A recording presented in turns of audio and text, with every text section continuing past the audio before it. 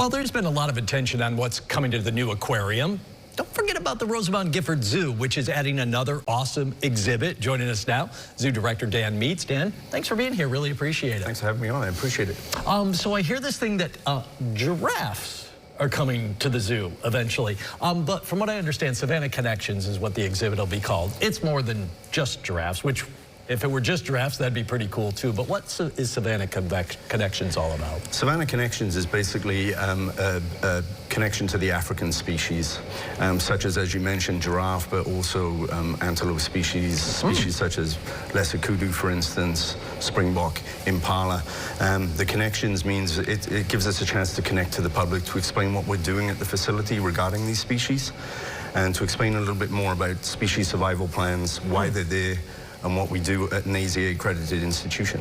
How many, I know you mentioned some other animals there, but of course the giraffes will be really capture people's attention. How many giraffes would we be talking? What's the plan? I know we're still kind of in planning stages, so. That's correct, but for this size exhibit, we would be looking at 1 male to 2 females. Oh, okay, gotcha. A giraffe of that size. How did you get to this point? Like, how did we decide Savannah Connections and these kinds of animals? Was that just kind of a, I'll say whole, I don't know if that's really a great use of the word in this case, that it wasn't like you were really missing something, but how did we land on this? It was actually previous my time at the zoo, but it's been in the works for a little while that we've been discussing it. Okay.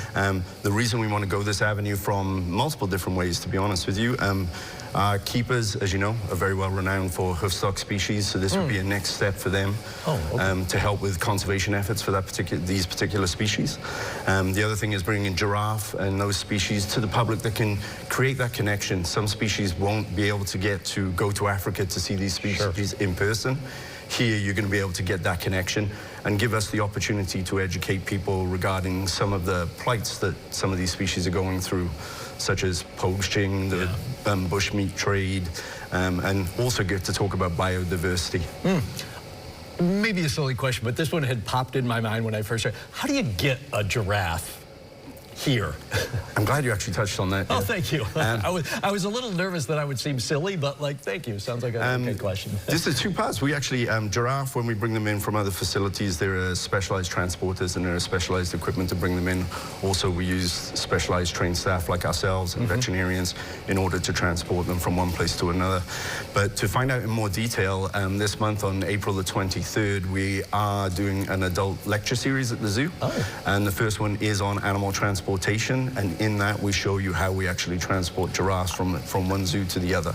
Give me one more time, the time and the date. April the 23rd at 6 p.m. and it'll be at the zoo. You can buy your tickets online at either our Facebook or our website.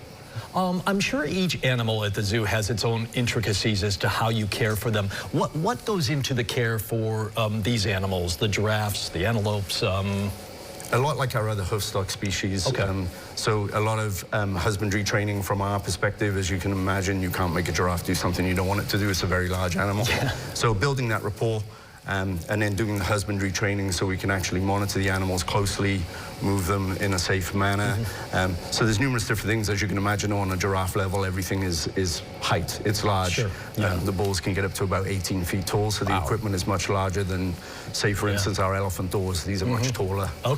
So specialized equipment. Also curious, too, how do they adapt to the weather? Like, will they be able to go outside? You naturally think of them in Africa, where I'm guessing it doesn't snow a lot where they are. Are they able to go outside? You have to keep them inside in the winter? That's correct. There's certain areas of Africa where they will come in contact with snow. But with the design of this building, there will be an indoor arena as well as the outside exhibit, so we'll be able to keep them inside into those indoor arenas during the cold weather.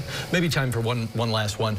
Give me a basic timeline as to what you're looking at for opening Savannah Connections. And you mentioned building, like, where would this even go on the zoo grounds? You're pretty tight there as it is. So right now, we're making our way through the design process. It's going to be actually adjacent to the health center at the zoo, the new health center building.